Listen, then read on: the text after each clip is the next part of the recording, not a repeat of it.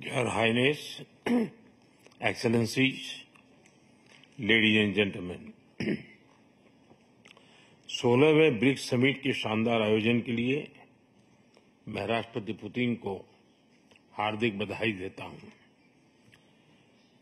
और ब्रिक्स से जुड़े नए साथियों का भी एक बार फिर से हार्दिक स्वागत करता हूं।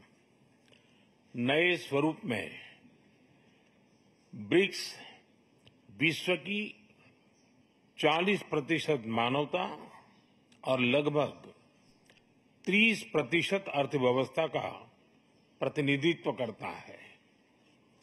पिछले लगभग 2 दशकों में ब्रिक्स ने अनेक उपलब्धियां हासिल की हैं।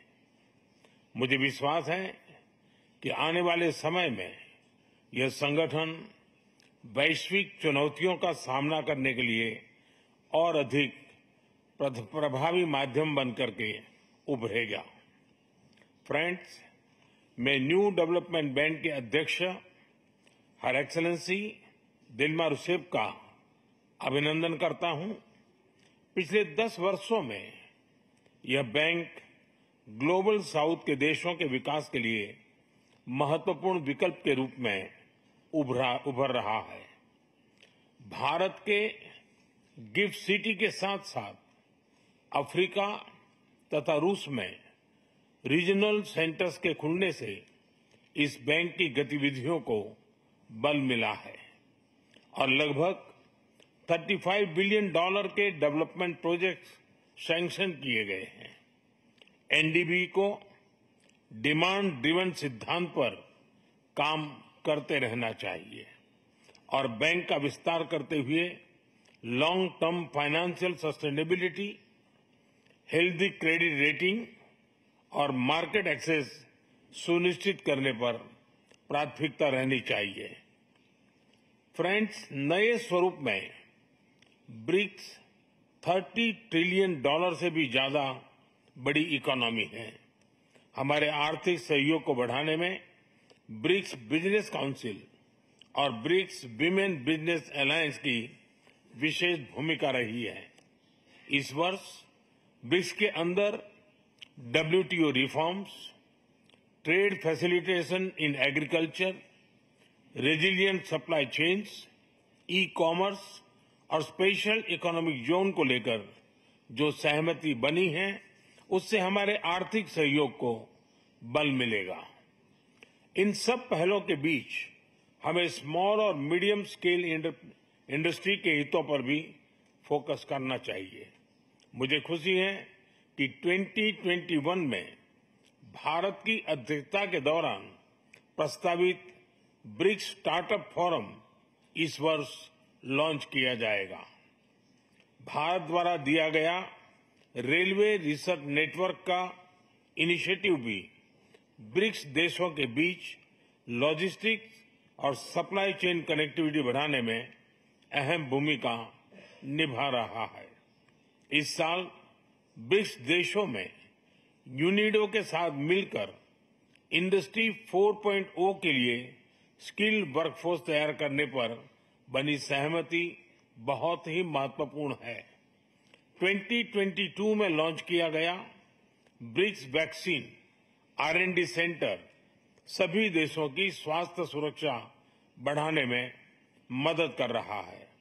हमें डिजिटल हेल्थ में भारत का सफल अनुभव ब्रिक्स पार्टनर्स के साथ साझा करने में खुशी होगी।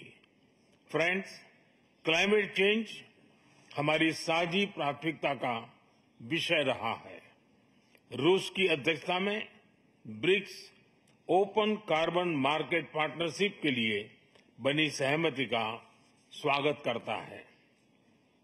भारत में भी green growth, climate resilient infrastructure और ग्रीन ट्रांजिशन पर विशेष रूप से बल दिया जा रहा है। International solar alliance, coalition for disaster resilient infrastructure, mission life यानी लाइफस्टाइल फॉर एनवायरमेंट, एक पेड़ मां के नाम जैसे इनिशिएटिव लिए गए हैं। पिछले वर्ष COP28 के दौरान हमने ग्रीन क्रेडिट जैसे महत्वपूर्ण पहल की शुरुआत की। मैं ब्रिक्स पार्टनर्स को इन इनिशिएटिव से जुड़ने के लिए आमंत्रित करता हूं।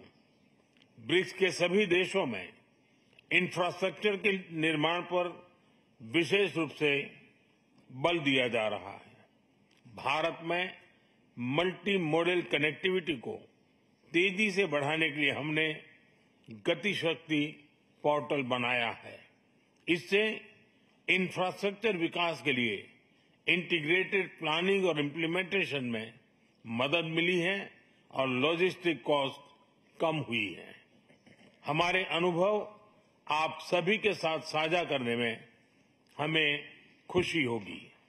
फ्रेंड्स, ब्रिक्स देशों के बीच फाइनेंशियल इंटीग्रेशन बढ़ाने के लिए प्रयासों का हम स्वागत करते हैं। लोकल करेंसीज में व्यापार और सुगम रूप से क्रॉस बॉर्डर पेमेंट से हमारा आर्थिक सहयोग सुदृढ़ होगा।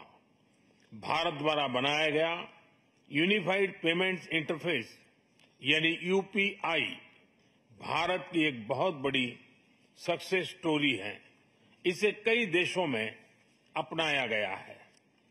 पिछले वर्ष हिज हाइनेस शेख मोहम्मद के साथ मिलकर हमने इसे यूएई में भी लॉन्च किया। अन्य ब्रिक्स देशों के साथ भी इसमें सहयोग किया जा सकता है। फ्रेंड्स, भारत ब्रिक्स के अंतर्गत सहयोग बढ़ाने के लिए पूरी तरह से प्रतिबद्ध है। हमारी विविधता और मल्टीपोलरिटी में हमारा दृढ़ विश्वास हमारी ताकत है। हमारी यही ताकत और मानवता में साझा विश्वास हमारी भावी पीढ़ी के समृद्ध और सशक्त भविष्य को सार्थक रूप देने में सहयोग होगा। आज की बहुत ही महत्वपूर्ण एवं उपयोगी चर्चाओं के लिए मैं सभी का आभार व्यक्त करता हूं। ब्रिक्स के अगले अध्यक्ष के रूप में मैं राष्ट्रपति लूला को हार्दिक शुभकामनाएं देता हूं। भारत आपकी ब्रिक्स अध्यक्षता की सफलता के लिए अपना पूरा सहयोग देगा। एक बार फिर राष्ट्रपति पुतिन और सभी लीडर्स का बहुत बहुत धन्यवाद।